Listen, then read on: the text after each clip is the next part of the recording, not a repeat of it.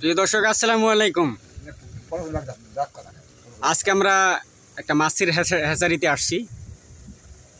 এটা একটা new project, নতুন করে এখানে মাছ চাষ করা হয়েছে।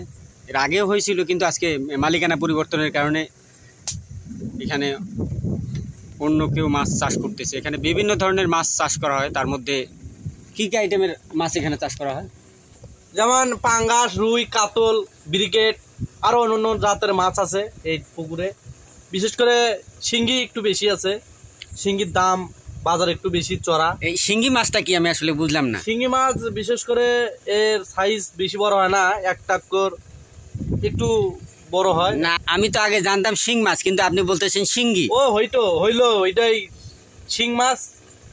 আর এখানে বিশেষ করে মাছের দিক দিয়ে দেখা যায় পাঙ্গাস। আমাদের গ্রাম অঞ্চলে বেশি পাঙ্গাস চাষ করা হয় তো, আর তেলাপিয়া। এই জন্য এখানে তেলাপিয়া, পাঙ্গাস আর একটু শিং মাছ বেশি আছে। বক বক কম করেন, আমাকে না করার সুযোগ দেন।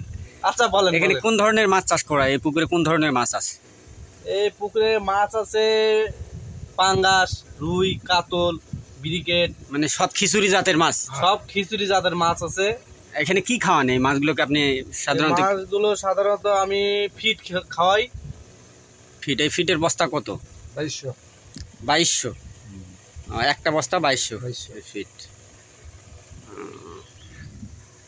তো আর এই মাছ মিনিমাম কয় মাস রাখার পর মাছ উত্তোলন করেন? এটা 3 মাস। 3 মাস। 3 মাসে কয় কেজি হয় মিনিমাম?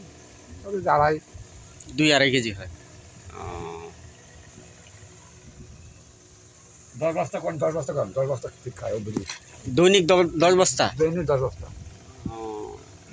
এটা কয় কেজি মাছ ছাড়া হয়েছে প্রথম? প্রথম আছে হলো 60 পাঙ্গাস। 60 কেজি পাঙ্গাস। আর কাতল মাছ 20 মণ। 20 মণ। একবারও কি উঠান না এখন পর্যন্ত? মাছের সাইজ কিরকম আছে? মানে কয় কেজি করে হবে? আর কাতল হইব 2.5 কেজি। 2 কেজি। এখানে শুধু কি ফিডই খাওয়ান না? শুধু মানে ফিড।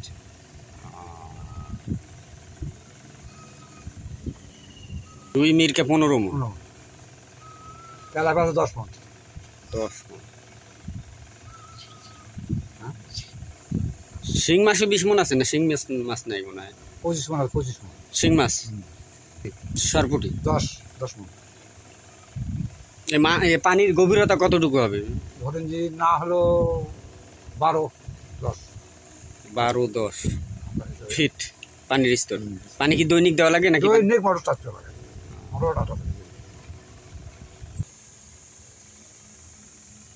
এই পুকুর তো এটা কন্ট্রাক্ট নেওয়া হয়েছে না? হ্যাঁ, কন্ট্রাক্টে। কয় হাজার, কয় লাখ? 11 লাখ। 11 লাখ। কয় বছরের চুক্তি করা? 5 বছরের চুক্তি। এই ওনার মিনিমাম কয়টা পুকুর হবে? 5টা হবে। 5টা। এই জায়গায় 5টা, আরো লাগবে না আছে। আপনি নিজেও তো পুকুরের মালিক না? না ভাই, আমি পুকুরের মালিক না। আমি পুকুরে থাকি, চাষবাস করি, দেখি। আপনার পুকুর কোনটি? আমার পুকুর নাই ভাই। হাগা পুকুর? এই ভাই, হাগা পুকুর ওটা আর একজনের আন্ডারে আছে, ওটা আমার না। আমার পুকুর আছে বাড়ির সামনে একটু ছোট 10 কাঠা জমিতে পুকুর করছি। তো ওখানে মিনিমাম 5 মণ সরপুটি ছাড়ছি, আর 20 মণ হলো শিঙ্গি ছাড়া আছে। দাঁড়িয়ে কয় কেজি ছাড়ছে? দাঁড়কা ওটা এমনিতে হয়, পানি থাকলে যে কোনো জায়গায়, ডোবা, নালা, এমনিতেই দাঁড়কা হয়। বৃষ্টি বাদলের সময় এমনিতে হয়। মানে আপনি দাঁড়িয়ে মাছ ছাড়েননি? না, ওসব পাওয়া যায় না। বিশেষ করে দাঁড়কা মাছ পাথারেই থাকে। কোন পাথার হতো আপনি? ধরেন বৃষ্টি হয়, বিভিন্ন জায়গায় পানি ডুবে।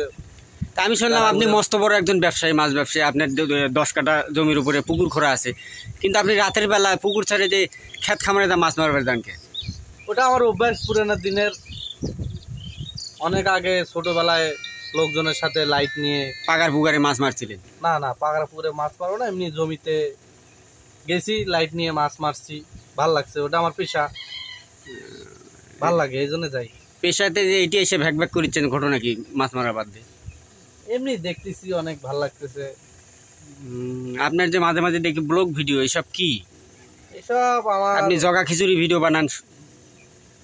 এসব আমার আসলে খুব ইচ্ছা ছিল যে একটা ব্লগার হবো একদিন, কিন্তু লোকজন আমার হইতে দিল না, আমার একটা আইডি খাওয়া ফেলাইছে। ব্লগার মানে কি আমি আসলে বুঝিনি। ব্লগার মানে বলতে গেলে এটা মনে করেন বিভিন্ন জায়গায় যায় বিভিন্ন ভিডিও শুট করে লোকজনকে দেখানোর জন্য, এটাই। আর আসলে এটাই মানে ব্লগার না? এটাই ব্লগার বলে।